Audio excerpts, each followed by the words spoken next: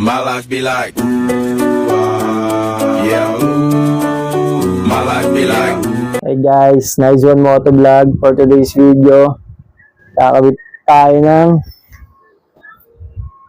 ito, side stand. So, bago tayo patuloy sa video natin, short intro, pasok. So, ito nga pala yung kakabit natin guys, no? So, ito yung itsura niya. Yan, no? Racing products. So, ano kung yun yung brand niya. Sa likod.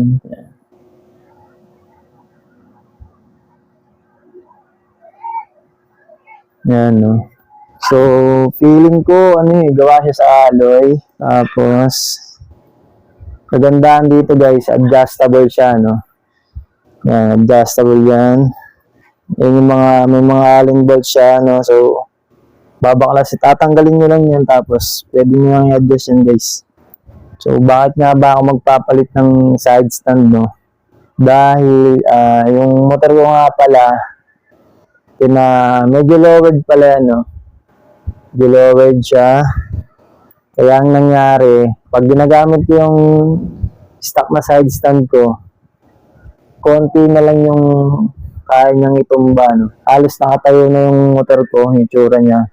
So, delikado siya kasi pag naitulak siya dun sa maling side, no, pwede siyang matumba. Kaya kailangan talaga magpalit ng mas mababa or yung gaya nito na adjustable. Tapos, kaya nyo ito mag-support guys, 500 kilos na, na bigat, kaya nyo support. Pero guys, kabit na natin siya.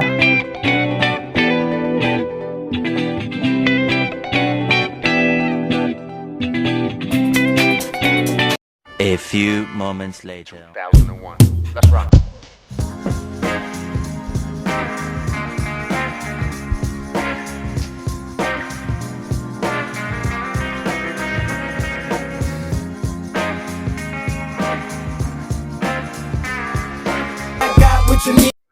So, yun na nga guys, naikabit na natin siya at nagamit na rin natin siya, no?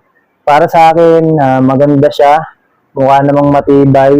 Kaya kung gusto nyo ng maporma na side stand, at the same time, adjustable na rin siya. So, may re-recommend ko to. So, hanggang dito na lang yung video natin guys. Palike naman dyan, subscribe my channel, and hit ko na rin yung notification bell para updated kayo sa mga bago ko pang video.